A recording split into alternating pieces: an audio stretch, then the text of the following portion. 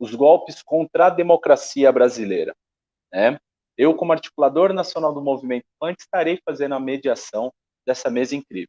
Você que está assistindo ao programa da série Encontros Institutos Lula pela segunda vez, estamos fazendo o programa em parceria com a Fundação Presidente João Goulart. Não por acaso no aniversário de 57 anos do golpe militar.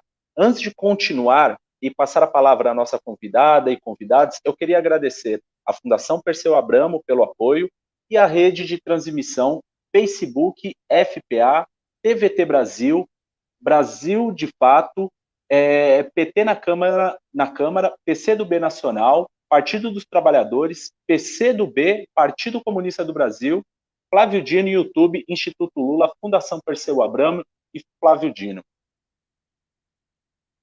Bom, como eu falei, hoje é aniversário do golpe militar. Apesar deles mentirem que o golpe foi revolução, apesar de mentira que foi no dia 31 de março, a real é que eles tomaram poder no dia da mentira, 1º de abril de 1964. A gente já tinha combinado esse programa há muito tempo, para falar justamente da história de golpes do nosso país, que é uma longa e parece não ter fim. Mas essa semana mesmo tinha ameaça de golpe rodando por aí novamente. Como chegamos a esse ponto? Ou melhor, esse é um ponto ou é a linha histórica brasileira? A independência foi golpe, a proclamação da República foi golpe, Getúlio subiu e caiu com golpe e se matou por causa de uma tentativa de golpe. Foi quem enfrentar com contragolpe que deu o poder a Juscelino. Em seguida, Jânio tentou dar o golpe em si mesmo. Em 1961, brota a solução criativa do parlamentarismo, que foi um pré-golpe no presidente João Goulart. Até que em 64, a elite vai com tanque, com judiciário, com Deus, com a família, com empresariado, com tudo, e atira o Brasil em mais 21 anos de marcha ré. Anos depois, quando o país começa a ir para frente com a restauração da democracia e a primeira tentativa tímida de poder para o povo, acontece o quê? Golpe de 2016, né? Ou seja, muda o uniforme, tem vez que é farda, tem vez que é terno e gravata, tem vez que é crachá de imprensa, e geralmente tudo isso junto. Mas é real, é que nossa elite não tem maturidade para a democracia. Ela sempre foi, e se a gente não bater de frente, sempre será golpista, violenta e escravocrata. Como diz Gessé de Souza, né? É elite do atraso. É dessa história tenebrosa e das possibilidades de luz do fim do túnel que vamos falar com os nossos convidados. Então, gostaria de cumprimentar o governo do estado do Maranhão, Flávio Dino, a jurista e desembargadora aposentada Kenarik Bujikian, o João Vicente Goulart, presidente da Fundação João Goulart, que também é organizadora deste encontro, e o presidente do Instituto Lula, Márcio Postman, para quem eu passo a palavra. Obrigado, Bruno. Olá a todas e todos. Nosso abraço fraterno, solidário. O Bruno nos informou que o 1º dia de abril é o dia da mentira, mas estaremos diante aqui de um assunto muito sério, como ele mesmo já apresentou, né? A dificuldade da democracia ser sustentada num país com as características do Brasil. Somos, de fato, uma nação com baixa cultura democrática, e é justamente nesse momento que vivemos dificuldades políticas, econômicas, sociais, um problema seríssimo do ponto de vista ambiental, que nós não podemos ficar imunes ao questionamento da democracia. E é justamente por isso que 2 institutos de ex-presidentes, do presidente Lula, do presidente João Goulart, estão unidos novamente para trazer uma discussão séria sobre a atualidade da democracia brasileira e os novos caminhos a perseguir. Nós já havíamos feito uma primeira experiência muito exitosa discutindo os 90 anos da Revolução de 1930. E agora, novamente, a gente tem a oportunidade de tratar deste tema tão especial, tão profundo à vida dos brasileiros. E é nesse sentido que eu quero agradecer muito essa parceria com o João Vicente, que, ademais de sua importância no cenário nacional, é filho do ex-presidente João Goulart, alguém que nós temos muito carinho, estímulo pelas decisões, pela forma com que ele conduziu o Brasil até ser, lamentavelmente, interrompido por uma ditadura civil-militar. Agradecer também ao governador Flávio Dino, né, que não obstante as atribuições, a agenda pesada de um governador que está acima dos propósitos mínimos e, sobretudo, dirigindo um Estado com grande protagonismo, está junto a nós. Ele que é um democrata, ele que certamente nos brindará com a sua sabedoria, o seu conhecimento. E também, obviamente, da jurista Kenarik, a quem temos uma admiração especial por sua contribuição, pela sua capacidade intelectual, de engajamento nas questões brasileiras. Então, estamos muito felizes por poder participar deste diálogo, né? Assim como também agradecemos muito a rede de 9 instituições que, de forma conjunta, nos permite levar mais longe essas informações e, de certa maneira, retirar, não é? Esvaziar o grau de dominância dos meios de comunicação que teimam de colocar uma visão parcial da realidade do Brasil. Muito obrigado por sua presença. Seguimos juntos. Obrigado, Márcio Postman. Quero chamar agora o presidente do Instituto João Goulart, João Vicente Goulart. Ele que é filósofo, ex-deputado estadual e que foi candidato à presidência em 2018. Ele viveu na pele o golpismo, cresceu fora do país, exilado no Uruguai. João Vicente, essa história de golpes do Brasil marcou a vida de milhões de brasileiros, né? Mas a sua foi marcada de um jeito bastante único. O que foi isso para você? Bom, antes de nada, eu gostaria de agradecer essa segunda rodada que nós fazemos, o Instituto Presidente João Goulart com o Instituto Lula, e agradecer o Márcio também, que não será nem a segunda, vamos, se Deus quiser, ter a terceira e a quarta, e num dia muito especial, nesse dia que, 1º de abril, que completam 57 anos de um golpe de Estado no Brasil, um dos piores golpes, porque não foi apenas uma quartelada. Quero também agradecer imensamente a presença de nossos convidados, né? O nosso governador, Flávio Dino, o nosso querido governante do estado do Maranhão, estado que eu muito aprecio, que tenho filhos nascidos no Maranhão, e a nossa jurista, Kenarik Bourgequian, que hoje se faz presente aqui para debater este tão importante assunto, que não é só o golpe de 64, e também debater as suas consequências, porque o golpe de 64, ao contrário do que o novo ministro da Defesa nos diz, que foi em defesa da democracia, que foi operacionalizado em defesa da democracia, ao contrário disso, foi um golpe que foi contra a democracia. Trouxe ao Brasil 21 anos de escuridão, de ditadura, de perseguições, de torturas, de ausência de habeas corpus, de perseguição a jornalistas, a censura, assassinatos, mortes, torturas imensas dentro dos quartéis e dos cárceres do Estado, sumiço de pessoas sobre a proteção do Estado, enfim. Eu quero agradecer muito, porque nós vivemos atualmente um momento muito difícil, e tenha certeza, Márcio, que essa nossa parceria, sem dúvida, contribui, nesse momento atual, para uma reflexão profunda, não para uma comemoração, como quer Bolsonaro e esse descalabro que nós vemos aí, quando o Brasil atravessa um dos piores momentos de sua história, que é o desaparecimento de mais de 300 mil pessoas, 300 mil famílias em lutos que nós vivemos.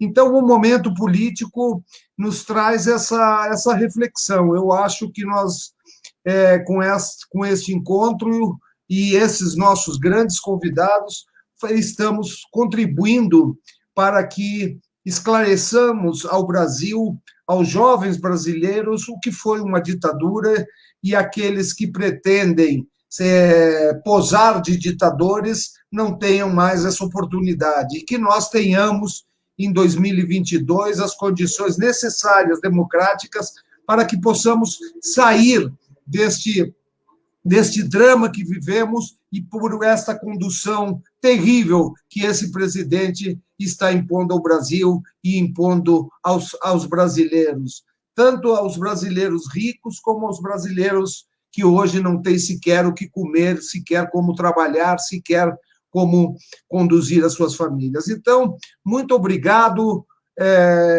meu governador Flávio Dino, minha desembargadora Kenarik, por estarem aqui presentes, debatendo esse momento, não só o momento da história passada, como o momento político, que a consequência do que é um golpe de Estado nos traz aqui para o Brasil. Muito obrigado e espero que tenhamos uma boa reflexão hoje aqui nesse momento. Muito obrigado. Muito obrigado, João Vicente Goulart. Agora a gente vai ouvir uma das juristas mais respeitadas do Brasil, Kenarik Bugian. Ela foi juíza e desembargadora, e isso nem sempre foi um mar de rosas para ela. Kenarik chegou a sofrer um processo por determinar que a lei fosse cumprida e que fossem colocados em liberdade réus que estavam em prisão provisória há mais tempo do que o previsto em suas condenações.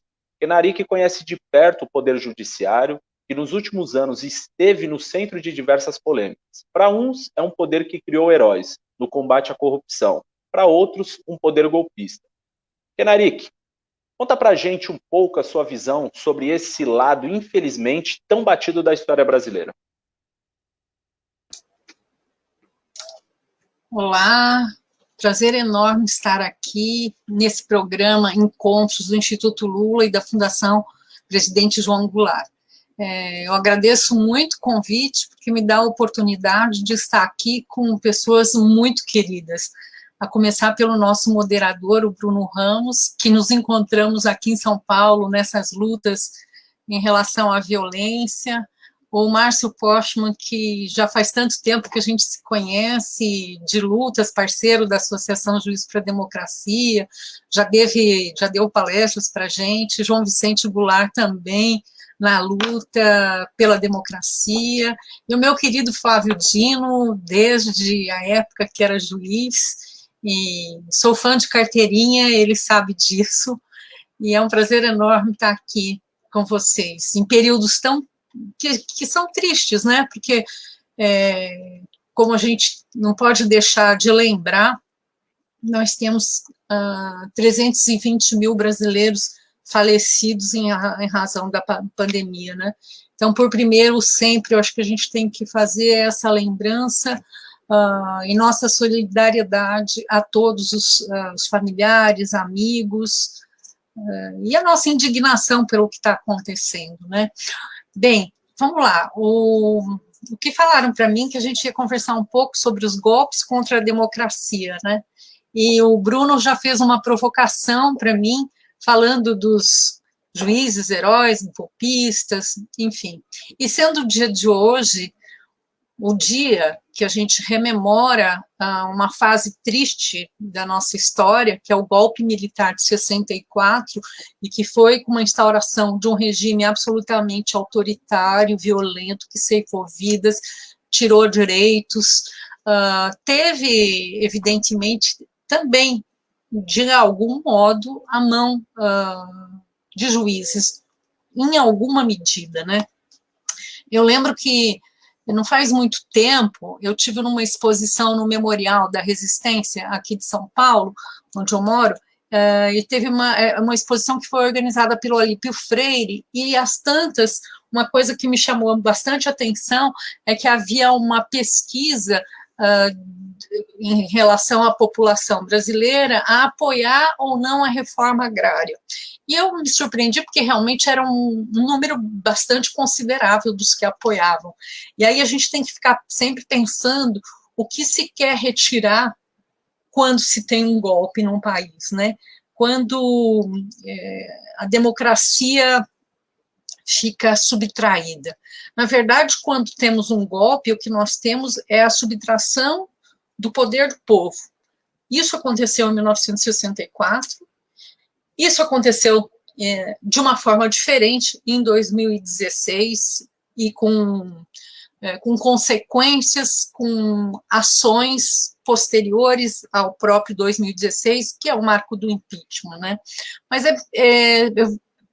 eu acho que assim, não dá para deixar de dizer um pouco de 64 sem entrar nos dias de hoje, porque nós temos um legado da ditadura no judiciário, né?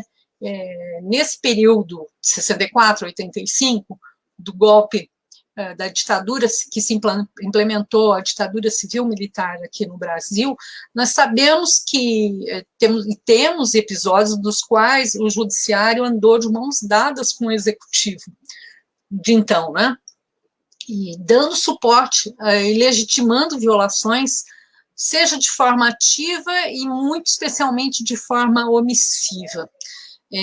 Eu li outro dia um depoimento da Inês Etienne, e que ela dizia do relato dela de tortura durante 2 julgamentos que ela teve na época, né? E ela disse que no primeiro julgamento o juiz nem deixou que ela falasse do que ela tinha intenção e começou a relatar de tortura, né? E o segundo deixou que ela, no segundo julgamento, que ela falasse brevemente. E quantos foram torturados e quantas vezes os juízes fecharam os olhos como se nada acontecesse, né? Então, acho que assim, a gente tem aí um papel do judiciário neste período, mas nós não podemos dizer que era só isso, porque nós também tivemos ministros que foram caçados pela ditadura militar, né? Ministros do STF, Vitor Nunes Leal, Hermes Lima, Evandro Luiz e Silva, que foram caçados, né, pelo AI-5, pelo ato institucional número 5, e acabaram sendo acompanhados por um gesto de solidariedade por 2 outros ministros. Este exemplo mostra da atuação desses ministros, que eles fizeram parte de um tribunal que honrou o país, na medida que resistiram às arbitrariedades e violências que eram praticadas. Eles tiveram coragem moral, que é o mínimo que se espera de um ministro da mais alta corte, para salvaguardar os direitos humanos. Deram decisões importantíssimas, com base no habeas corpus, né? Deram liberdade de cátedra, liminar preventiva para evitar constrangimento, liberação de prisões, enfim. Mas eu acho que este período aí de 64 não é muito diferente do que acontece hoje, porque hoje nós temos muitos juízes violadores de direitos, como temos alguns que não são estes violadores, né? Acho que faz parte da história do Brasil, mas como também faz parte dos dias de hoje, nós temos ali, desde a época bem mais antiga, essa contradição dentro do próprio judiciário, né? Tem um livro que chama Judiciário, o título Judiciário e Cidadania, do Andrei Koerner, que ele fala de um determinado caso que em 1832 havia uma norma, né, que proibia o tráfico de pessoas para serem escravizadas, e todos nós sabemos que mesmo com essa norma, cerca de 400 mil pessoas, alguns falam 500 mil, não sei, foram escravizados após esse marco de 1832. Nesse período, um determinado juiz abriu um processo em que se averiguava se uma determinada pessoa tinha ingressado após 1832 para ser escravizado. Bem, naquela ocasião, um ministro, o governo imperial dizia: os juízes não podem examinar essas questões sem considerar a razão do Estado, sem considerar as necessidades de ordem pública, sem considerar os imperativos de manutenção de ordem e segurança. Então, essa história dessas contradições dentro do poder, elas são antigas, e assim como nós carregamos esse período, é algo que ela vem de lá e vem até hoje, né? essa questão, por exemplo, da escravidão e do papel também dos juízes nesse contexto, elas vêm carregadas desde então. Acho que quando a gente consegue a superação deste momento, desculpa, ai, minha garganta vive emperrando. Quando nós conseguimos superar com muita luta de homens, muitas mulheres, para superar a ditadura que tanto mal fez ao Brasil, nós marcamos um novo tempo, né? Um novo tempo, o tempo do Estado Democrático de Direito, que após esse período de ditadura civil-militar, se funda num princípio da soberania popular, instaura um Estado Democrático de Direito e, basicamente, tem um marco legal na Constituição de 88, né? Tem término em 85, mas se dá um marco legal desse Estado Democrático de Direito que vem com muita luta de muita gente, e luta que continua até hoje. Não é uma luta que se findou. E não se findou porque o Brasil não fez o que a gente chama de justiça de transição. Veja, até hoje nós colhemos os frutos desse período. Isso acontece dentro do judiciário e acontece em tudo, em todas as nossas relações. Nós tivemos uma Comissão Nacional da Verdade, e essa Comissão Nacional da Verdade, o Vicente Goulart acompanhou bastante, muito desse período todo. Eu lembro que eu tive contato, conheci ele em razão dessas ações todas, desde a instauração da Comissão Nacional da Verdade, e a comissão determinou um monte de coisa, né? Bem no finalzinho do seu relatório que foi apresentado, diz, por exemplo, que é importante, que é necessário o reconhecimento pelas Forças Armadas de sua responsabilidade institucional pela ocorrência das graves violações de direitos humanos durante a ditadura militar. Isso não foi feito até hoje, muito pelo contrário, como foi mencionado aqui na abertura, né? Em relação àquela ordem do dia, e não só em relação à ordem do dia. O que está atualmente presidente, quando era deputado, no processo de impeachment, disse com todas as letras a posição dele enquanto deputado em relação a todo esse período, falando de um torturador, homenageando o próprio voto na pessoa de um torturador. Assim como essa recomendação que eu mencionei, né, tem várias outras, a responsabilização das pessoas em termos jurídicos, responsabilização jurídica, mas no campo civil, no campo criminal, no campo administrativo, proibição de realização de eventos oficiais em comemoração ao golpe de 64, isso é uma recomendação da Comissão Nacional, na verdade, mas o que nós vimos, agora vamos passar para os dias de hoje, em relação, pegando esse gancho dessa comemoração militar de 64, hoje nós temos um judiciário, que foi o TRF-5, salvo engano, que autorizou a comemoração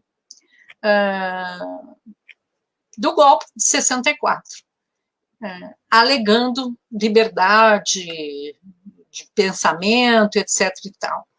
Então, esse gancho que a gente pega mostra que nós não temos justiça de transição realizada, o judiciário de 64 a 85 passa como se nada tivesse acontecido, nada se faz em relação ao judiciário, inclusive a lei orgânica da magistratura é exatamente a mesma deste período, foi realizada, inclusive, se diz muito, para que se garantisse esta continuidade. E aí nós temos um judiciário que participa de uma outra forma de golpe na democracia, né? Hoje o golpe é diferente do golpe que foi dado em 64, em que havia um uso de força por órgãos, por instituições contra a população.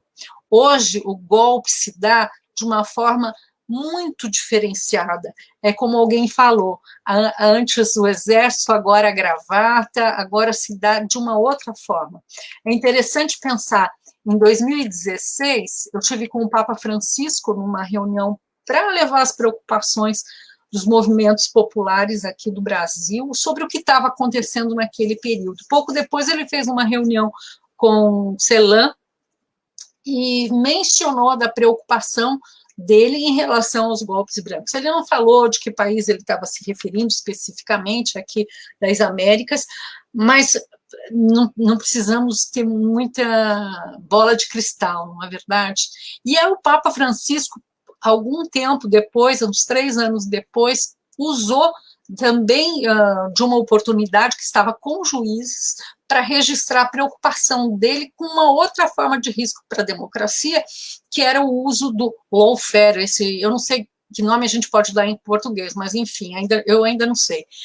Todo mundo está usando lawfare e eu vou continuar usando lawfare, que é o uso de procedimentos legais, judiciais, que são usados para minar os processos políticos emergentes e que violam sistematicamente direitos sociais. Ele diz que, para garantir a qualidade institucional dos Estados, né, como o nosso Estado democrático de direito, é fundamental detectar e neutralizar esse tipo de prática, que resulta do quê? De uma atividade jurisdicional, judicial imprópria, em combinação com ações multimídia. Eu acho que, falando assim muito brevemente, porque eu acho que talvez, eu não sei, eu não marquei meu tempo, mas eu devo estar um pouco extrapolado. Responde muito o que o Bruno assim, pergunta. Juízes, eles têm que ser os cumpridores da Constituição, os garantidores da Constituição. Juiz não nasceu para ser nem o herói, e quando ele sai desse seu papel de garantidor, ele acaba sendo um golpista, um instrumento do golpe. Não um golpe como se deu em 64, um golpe que se dá de uma forma diferenciada nesse momento. Um golpe que se dá com o uso dos instrumentos jurídicos. O golpe que se deu com o impeachment é essa nova modalidade da subtração do poder do povo. Assim como 64 é um momento de subtração do poder do povo, e o povo direcionava, sim, para algumas diretrizes, para as políticas que estavam sendo implementadas em seu favor, e, da mesma forma, a história se repetiu com outros instrumentos. O povo estava numa determinada caminhada, a caminhada que mais próxima da Constituição, não ela integralmente, porque ela tem que ser concretizada ao longo do tempo.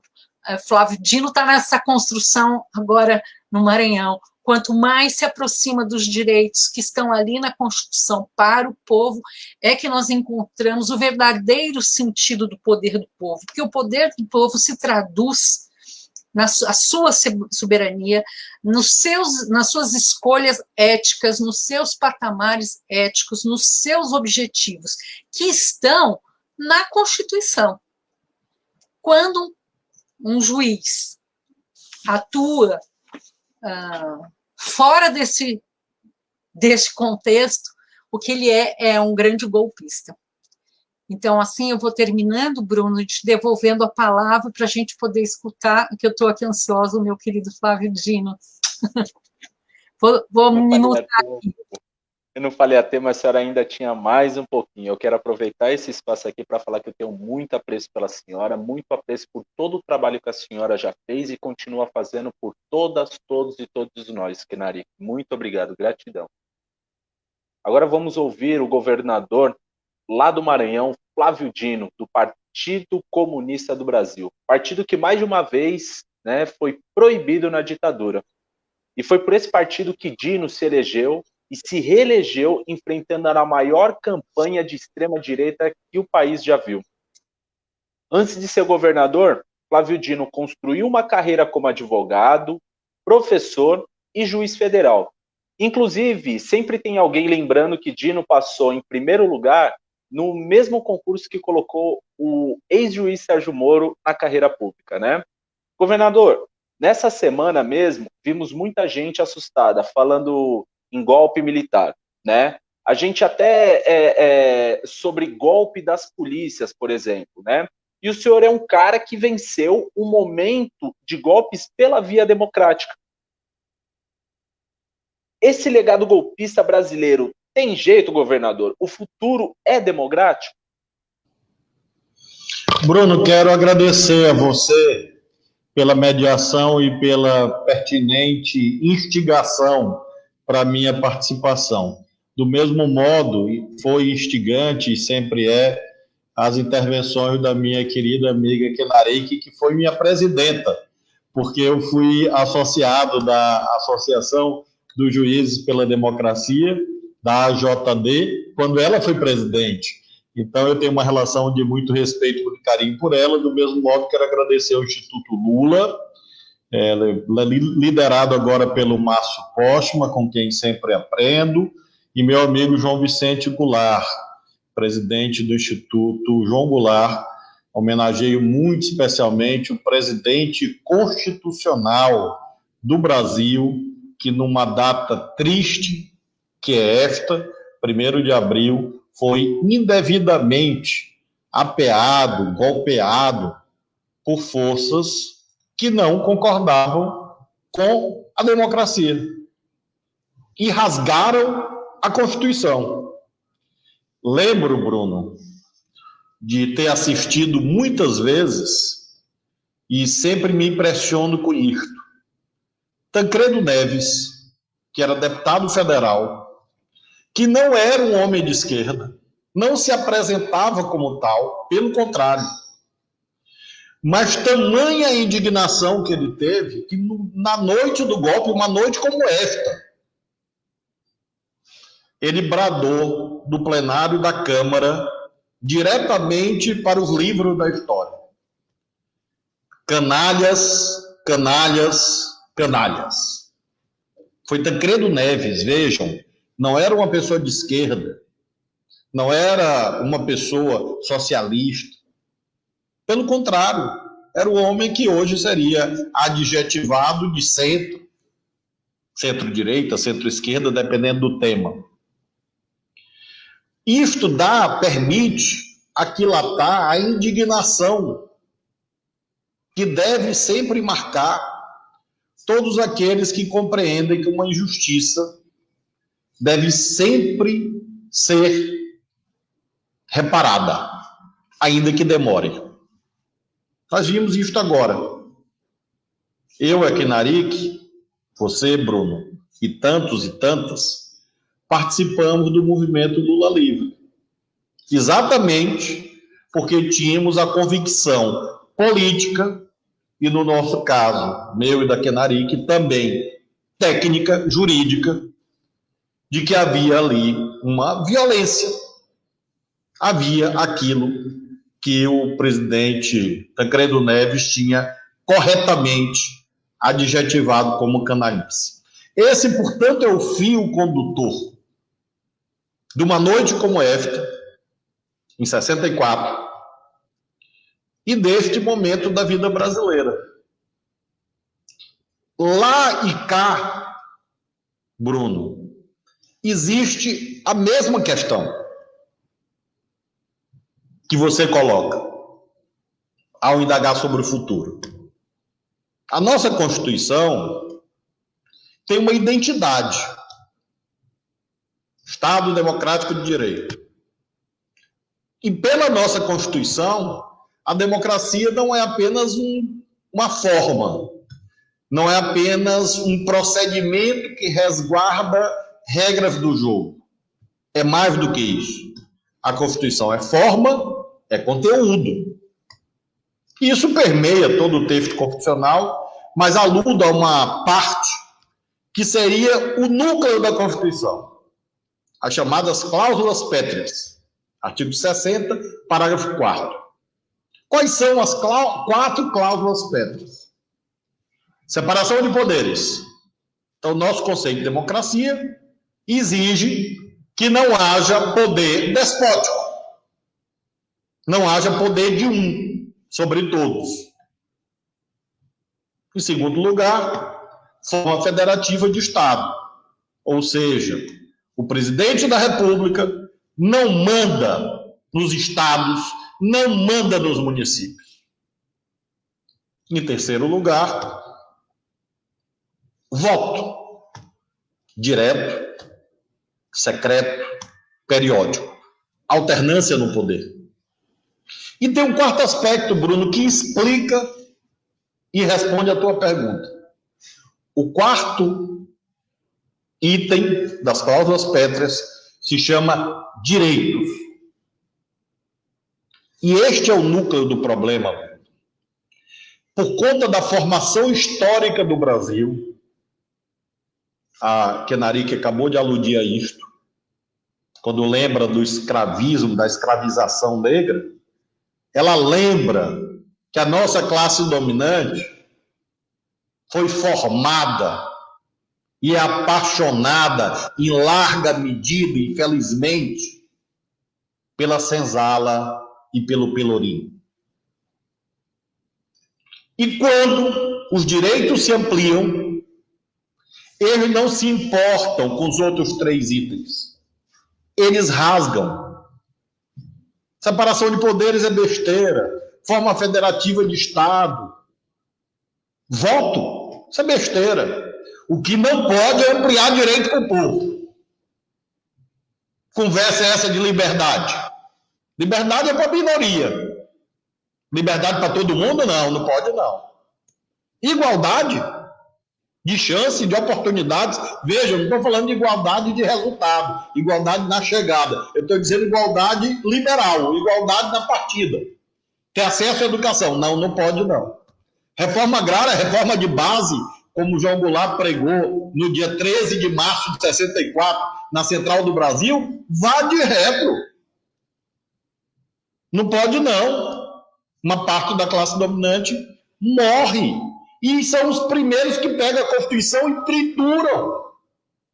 Fizeram isso em 64. Acabaram com a separação de poderes. Ministros do Supremo foram caçados. Evandro Lins e Silva, Vitor Nunes Leal, Hermes Lima. Cito esses nomes para lembrar os juristas de hoje que ninguém lembra os serviçais da ditadura. Mas todos lembramos esses três grandes juízes do Supremo que resistiram à ditadura e foram arbitrariamente caçados pelo AI-5. Ora, forma federativa? Não pode não. Ainda mantiveram o Kenarique a eleição direta de governador em 65, logo depois do golpe. Aí a ditadura perdeu eleição no Rio, perdeu a eleição em Minas. Acabaram com a eleição.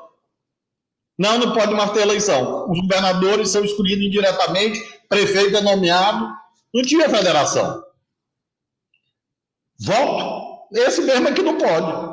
Voto para presidente? Pode não. Por quê? Porque o presidente constitucional do Brasil, João Goulart,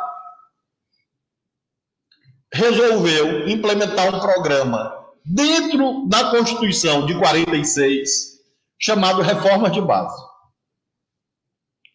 Agora, nesse processo que a Kenarique aludiu, que você aludiu, Bruno, a razão é a mesma.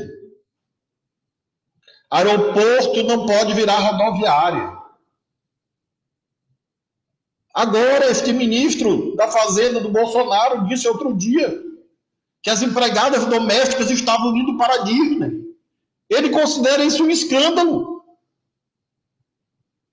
Ele disse agora, cota em universidade, como vai tirar as vagas das pessoas que são predestinadas desde que Pedro Álvares Cabral chegou aqui a ter acesso ao ensino superior? Então, na base desse golpismo, de uma parte da classe dominante, não é toda ela, faço questão de frisar, mas de uma parte que aí está. Hoje ela se disfarça com um nome chique, que chama mercado. O mercado quer, o mercado não quer. Até o Lula agora, na entrevista dele com o Rinaldo Azevedo, ele disse que ele é doido para debater com esse tal desse mercado. Eu morri de rir. Então, porque, na verdade, é essa fração intolerante da elite, antipatriótica, antipopular, e por isso, antidemocrática, que levou a essas deformações todas de lawfare, de lavajatismos, enfim, pervertendo, corrompendo a causa justa do combate à corrupção. Eu finalizo respondendo, Bruno, a tua provocação quando tu colocas. E o nosso futuro? Ora, nós não vamos renunciar ao nosso papel, às nossas crenças. Nós somos herdeiros da liberdade, igualdade e fraternidade, que é o outro nome de solidariedade, lá da Revolução Francesa. E isto vem se adaptando às carências e drama dos trópicos. Não vamos abrir mão disto. Porém, quando nós abordamos a questão democrática, a minha impressão, Bruno, é que isto acaba sendo, em larga medida, algo distante da vida do povo simples e humilde, massacrado. E nós precisamos, portanto, ampliar a legitimidade da democracia. E esta legitimidade é dada pelo resultado, aos olhos da imensa maioria da população. A Constituição, claro, é a nossa referência abstrata. O nosso desafio é fazer com que essa referência abstrata entre nos lares do povo. Essa é a principal tarefa democrática. Porque aí nós vamos assegurar um futuro democrático. Porque aí não seremos nós que aqui estamos, nós 4, 5 que estamos participando desse debate. Aí é o conjunto do povo que não vai permitir que novamente amarrem os democratas nos cárceres. Nós temos hoje que martelar obstinadamente 3 questões para cumprir essa tarefa. Primeira, pandemia, vida, saúde, SUS, remédio, vacina. 2, comida. Comida para o povo. Quero me solidarizar aqui com o governador Wellington Dias, do Piauí, do PT, meu amigo há muitos anos. Agora o Bolsonaro, nessas lives que ele faz, disse que o Wellington estaria fazendo demagogia, que ele é que é responsável pela perda dos postos de trabalho no Piauí, e que o Wellington que tem que garantir auxílio emergencial para o povo do Piauí. Muito bem, então o Bolsonaro fica com a live, o cercadinho e as férias, e os governadores têm que fazer tudo no lugar dele? Não. Auxílio emergencial é uma tarefa federal. No mundo inteiro, nos Estados Unidos, o Biden acabou de lançar um pacote socioeconômico. Então, nós temos que tratar disto a sério. Comida, trabalho, a terceira questão que eu aludo, para nós darmos humanidade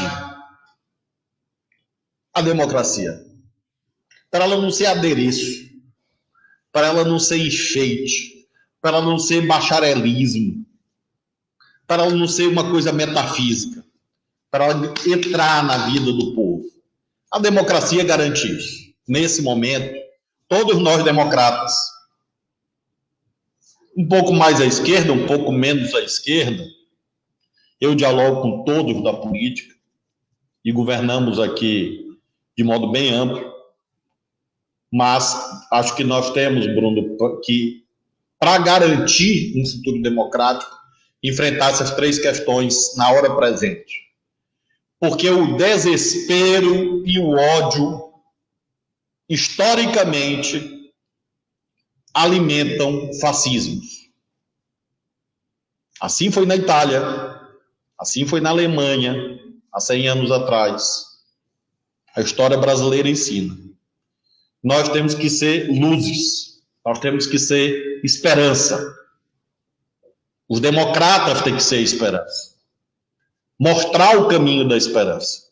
É a forma, a meu ver, que a gente evita novos golpismos, que lamentavelmente não estão descartados. Nós vimos agora, esta semana tenebrosa que o Brasil atravessou.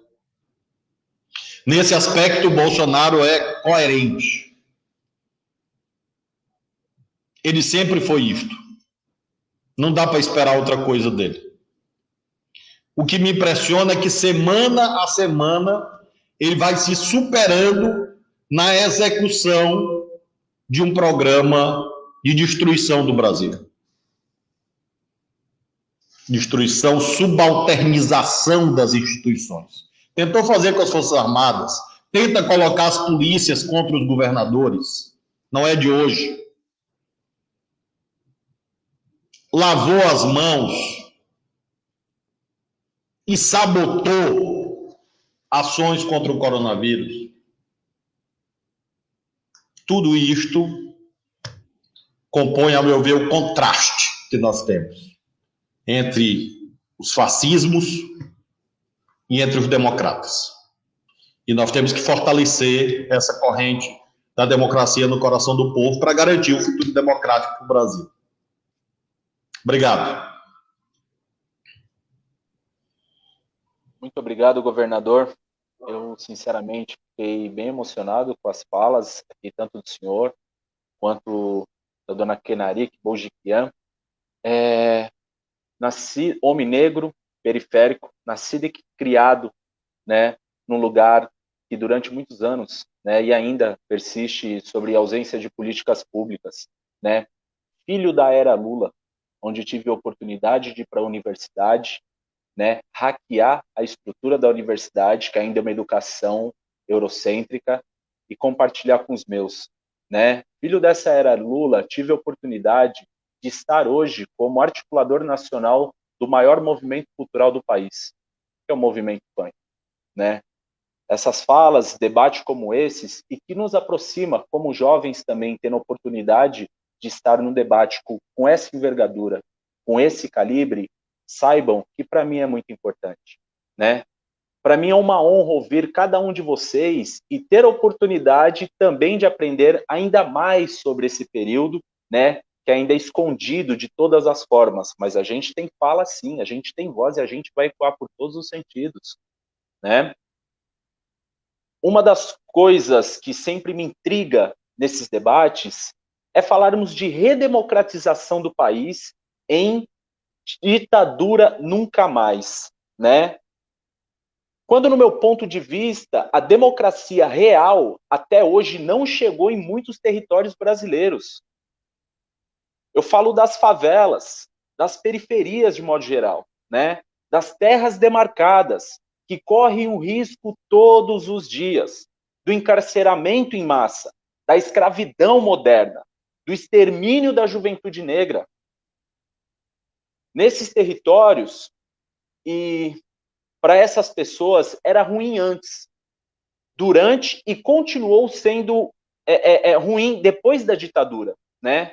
Com poucas, de certa forma, com poucas mudanças efetivas, né? Só no período que o presidente Lula, a presidenta Dilma proporcionou mudanças estruturais para as nossas quebradas de modo geral, né?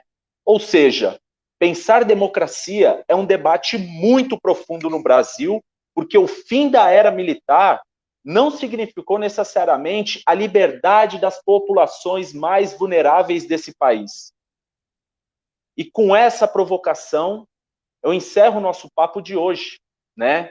E quero aqui agradecer, mais uma vez, Kenarik Bojiquian, governador do Maranhão, Flávio Dino, né? E passar a palavra para vocês. Cada um de vocês tem cerca de 7 minutos de fala para fazer as considerações finais também. Muito obrigado. Então, a gente vai pela mesma ordem, falo primeiro eu, posso ser? E depois o... Tá bom, então, que aí fica com chave de ouro, porque aí o Flávio fala por último. Ô, Kenarik, você que é minha presidente, eu já disse. Então, eu vou lembrar do jargão do tempo do direito, DEPREC. Emita a carta de ordem que eu cumpro. Ai, querido. Mas então, eu acho que então fica melhor assim, porque aí o chave de ouro é o Flávio Dino, tá bom? Então, nesses pouquinhos minutinhos finais, agradecer de novo e... Bruno, você falou alguma coisa que eu acho que a gente precisa repetir, sim, ditadura nunca mais. A gente não pode deixar essa expressão que é tão repetida, porque é isso mesmo, ditadura nunca mais. E você também está igualmente certo, meu amigo, porque a democracia não chegou em todos os lugares. Como o Flávio Dino falou, a democracia ela tem que ser construída. O que está no papel, quero dizer, o que está na Constituição é um projeto que precisa virar realidade. E esse é o papel de todos que são brasileiros, e especialmente todos os que são os representantes do povo, seja em qualquer papel que eles estejam exercendo, executivo, legislativo, judiciário. É papel deles tirar isso do que está aqui escrito e se tornar realidade, que nem o Flávio Dino falou, né? Isso tem que ser um concreto. E o concreto, de todas as coisas que ele apontou, na verdade, estão todas aqui na Constituição. Quando ele falou, hoje o que é mais urgente é a vida, isso é a primeira garantia fundamental, é a vida, a saúde está prevista aqui na Constituição. Então, não são coisas, ideias que caem do céu, ou você vai procurar o que fazer. Não, está escrito, está determinado aqui. Quando ele diz da comida, é direito à alimentação, também está aqui escrito. Mas a gente tem consciência, sim, que isso não chegou em todos os lugares do Brasil. Nós sabemos que não chegou, mas sabemos que estávamos no caminho de chegar e que estava sendo construído. E aí é que vem aquela subtração do poder do povo, né? Vem na forma desses golpes. E uma coisa que o Flávio Dino chamou a minha atenção, quando ele disse da questão do auxílio emergencial, tem a ver a prática num rompimento daqueles 4 princípios que o Flávio Dino mencionou, que eram 4, né? Uma das questões que ele apontou que não podem ser rompidas é o princípio federativo. E nesse caso específico, por tudo que o Brasil passa, de uma forma, é um rompimento desse pacto. O que está sendo feito em relação à saúde aqui no Brasil é um rompimento do pacto federativo, porque a União não cumpre o que deveria cumprir. É muito devastador tudo isso que nós estamos vendo. Eu tenho um respeito, uma admiração enorme pelos governadores e prefeitos que estão agindo, porque não fossem eles, nós já estamos numa situação muito difícil, porque evidentemente tem coisas que dependem do governo federal. Mas eu fico imaginando, se não fossem os governadores estarem agindo, como não estaria o Brasil? Então, assim, eu acho que a gente tem uma espécie de uma dívida de carinho, de afeto, de admiração, de respeito pela luta, por todos os que fazem alguma coisa. E nessa hora, eu não tenho como não pensar e não lembrar das frases que estão circulando bastante nesses dias, em razão da Constituição, que Ulisses Guimarães fala que ele tem ódio da ditadura, que ele tem nojo da ditadura. E eu também quero dizer, eu tenho nojo da ditadura, eu tenho ódio da ditadura, eu tenho nojo de quem cultua tudo isso que está sendo feito aqui no Brasil e mais todos aqueles que nos fizeram chegar a essa situação. E aí tem o dedo do judiciário, porque o Bolsonaro está aqui porque existiu a Lava Jato, porque existiu um juiz violador e existiu quem desse cobertura para esse juiz. Eu tenho ódio e tenho nojo, mas tenho, mais do que tudo, esperança na luta. Tenho esperança que nós vamos vencer. E às vezes eu me pego um pouco desanimada, isso não é muito minha característica, eu sou muito otimista, mas essa situação está tão difícil, a gente vê tanta dor, que tem hora que você quer sumir, mas aí a gente olha e tem obrigação de olhar, eu acho, para trás, né? E para quem está do lado, para quem está ao nosso redor. Eu acho que quando você vê a resistência dos povos indígenas de 500 anos, você fala, eu não tenho direito de esmorecer. Quem vê a luta dos que foram escravizados e de onde chegamos e de que continuam lutando, eu não tenho direito de esmorecer. Quem vê quem está sofrendo, eu sei que é muita gente que está em sofrimento, mas a gente sabe que tem uma população que sofre mais, que é mais atingida. Eu acho que para tudo isso, a gente vai precisar, sim, de um processo de libertação, sabe? E esse processo de libertação passa obrigatoriamente de a gente conseguir, eu nem sei direito como pode ser isso, de que jeito tem que ser isso, mas para a gente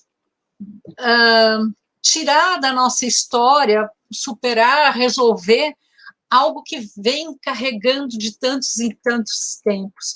Eu separei uma frase do Darcy Ribeiro, que eu gosto bastante, que ele fala assim, só um minutinho. Ops.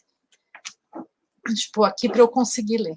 Descendentes de escravos e de senhores de escravos, seremos sempre servos da malignidade destilada e instilada em nós, tanto pelo sentimento da dor intencionalmente produzida, para doer mais, quanto pelo exercício da brutalidade sobre homens, sobre mulheres, sobre crianças convertidas em pasto de nossa fúria.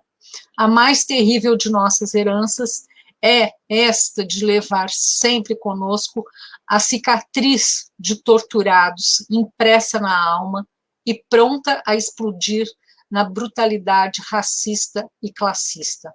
Ela é que encandece ainda hoje em tanta autoridade brasileira, predisposta a torturar, se viciar, machucar os pobres que lhe caem às mãos.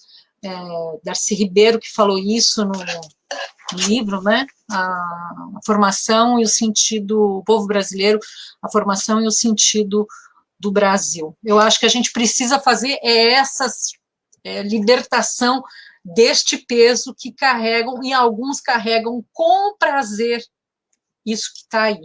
E aí a gente tem que olhar assim, eu olho para a luta dos povos indígenas, eu olho para a luta do povo negro brasileiro, eu olho para a minha ancestralidade, que eu sou neta do genocídio armênio, e eu digo, vamos esperançar, vamos resistir e vamos sonhar juntos. Eu acho que é isso que nos move.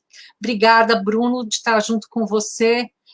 Governador Flávio Dino, saudades imensas, muitas saudades, viu?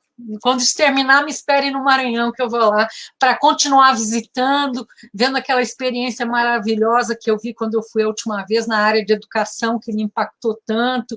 Isso é tirar do papel, isso é tirar da Constituição, sabe? Isso é tornar a realidade. Um beijo carinhoso. Vou te devolver a palavra, Bruno. Muito obrigado, Kenari. Axé. Governador, o senhor. Eu me sensibilizei muito no começo, Bruno, quando o João Vicente estava falando e atrás estava a foto do pai dele. Eu perdi meu pai para o coronavírus. Meu pai faleceu no dia 24 de agosto de 2020. E claro que todos os dias eu sinto, quando eu vejo as estatísticas, pelas famílias todas, e sinto e compartilho essa tragédia muito diretamente. O meu pai foi caçado pela ditadura. Ele tinha 32 anos. Era deputado estadual do Maranhão. E foi logo na primeira leva, em abril de 64, dia 20, 25 de abril, o mandato dele foi cassado. E uma das coisas que mais me impressionou na vida, e que me trouxe até aqui, é que quando ele foi cassado, ele fez o último discurso, a despedida dele, em abril de 64, na Assembleia. E ele reafirmou a defesa da reforma agrária, que foi a razão pela qual as oligarquias rurais de então pediram aos militares a cassação do mandato dele. Ou seja, nas horas mais difíceis, nas horas aparentemente de derrota, é que você tem que reafirmar as suas crenças. Ter mais coragem ainda. Porque senão os seus algozes venceram. Porque conseguiram te matar. Matar simbolicamente ou matar fisicamente. Eu acho que isso, que é me perdoe, um testemunho pessoal, que derivou da óbvia imbricação de estar no meio da pandemia, gerenciando-a, sendo vítima dela, diretamente vítima, e ao mesmo tempo imaginar o que o João Vicente sente como filho de uma vítima da ditadura, porque eu também me considero vítima da ditadura, porque meu pai teve o seu mandato parlamentar legítimo. E meu pai não era afiliado a Partido Comunista, nada desse tipo. Se situaria no que hoje se chamaria de centro-esquerda, um trabalhista, algo desse tipo. Eu acho que o que nós temos que fazer hoje no Brasil, essa reflexão sobre o passado, é exatamente para que nós possamos fazer essa profecia justa do futuro. Mas não a profecia, como às vezes é empregado a palavra, como uma espécie de adivinhação. Profecia no sentido de construção. O profeta, ele transforma, ele age, ele atua. Acho que isso que nós temos que fortalecer na hora presente, tão difícil. Você, Bruno, é mais jovem do que eu e a Kenarique. Mas eu, vou fazer 53 agora em abril, agora dia 30, ainda tenho esperança de daqui a uns 20 anos ler, como a Kenarique leu aí, o genial Darcy Ribeiro, algum autor, escritor, quem sabe você mesmo, Bruno, escrevendo a história do nosso tempo e dizendo que, infelizmente, nós estamos atravessando uma das páginas mais horrendas da vida brasileira. É disso que se cuida. E, novamente, como a Kenarique bem mencionou, é exatamente nesses momentos de trevas e de escuridão que a gente tem que empunhar a luz da esperança. Eu tenho uma fé cristã comigo. E nós estamos na Semana Santa. E Jesus Cristo, nesses dias, segundo a narrativa bíblica, tem dois gestos muito marcantes. Quer dizer, são vários, mas dois que eu queria destacar na nossa fé cristã, Quinta-feira Santa. Um foi o gesto de se ajoelhar para lavar os pés dos apóstolos. Acho que os políticos tinham que ler isso todos os dias. Inclusive os políticos da esquerda. Não é só da direita, não. Todos têm que ler. Para entender onde está o poder. Não está em ser servido, está em servir. Isso é poder. E outra alusão cristã que eu gosto muito é a simbologia da partilha do pão, pão da vida. Acho que esses dias, respeitando, claro, todas as crenças, todas as formas de vida, mas também com esse caráter de testemunho pessoal que imprimia essa conclusão, eu creio que nós temos que fazer as duas coisas. Nós temos que respeitar o povo, simbolicamente lavar os pés todos os dias. E nós temos que sempre partilhar o pão. Porque isso é a vitória da vida sobre a morte. E nós sempre vencemos. Como, na nossa fé, Cristo ressuscita. É isso que a gente precisa. Ressurreição é renovação. E eu acredito nisso. Quero agradecer a você, Bruno. Muito bom te conhecer. Kenarik, muito bom te rever. Eu não me arrependo muito de ter deixado de ser juiz. Em vez em quando, eu penso e tudo, mas porque eu tenho boas memórias do tempo que eu fui juiz. A justiça talvez tivesse outro caráter, não sei, outro compromisso, não sei bem. Mas entre tantas coisas que me dão orgulho do tempo da magistratura, é ter sido associado da JD, ter sido seu liderado na Associação para a Democracia, em período tão importante da vida brasileira. Obrigado ao Márcio, obrigado ao João Vicente, obrigado ao Instituto João Goulart, ao Instituto Lula. Agora eu vou ligar para o presidente Lula. Enquanto eu tinha mandado uma mensagem agora para ele sobre a entrevista do Reinaldo Azevedo, agora eu vou ligar para ele. Ligue e mande um beijo meu. E, Flávio, uma vez juiz para a democracia, sempre juiz para a democracia, não tem jeito. Você está sempre com a gente. Obrigado. Obrigada, Bruno. Obrigada. Boa noite a todos. Boa noite, Bruno. Obrigado, governador. Obrigado, Kenarik. Não esqueça de mandar meu beijo também para o presidente, né? Quero agradecer mais uma vez todas e todos que acompanharam esse encontro, né? Prestar toda a solidariedade à perda do seu pai, governador, e às mais de 300 mil famílias, né? As mais de 300 mil mortes dessas famílias, né? Que não tem um amparo, não tem um acompanhamento, por uma imprudência, né? Imprudência não, mais que imprudência. Uma pessoa extremamente insensível, né? Uma pessoa que não tem amor pelo próximo, está ali por assim, não tenho palavras para trazer aqui, né? Mas obrigado mais uma vez e até a próxima. Até a próxima. Tchau, Bruno, tchau, Flávio. Tchau, Kenarik. Tchau, governador, até mais.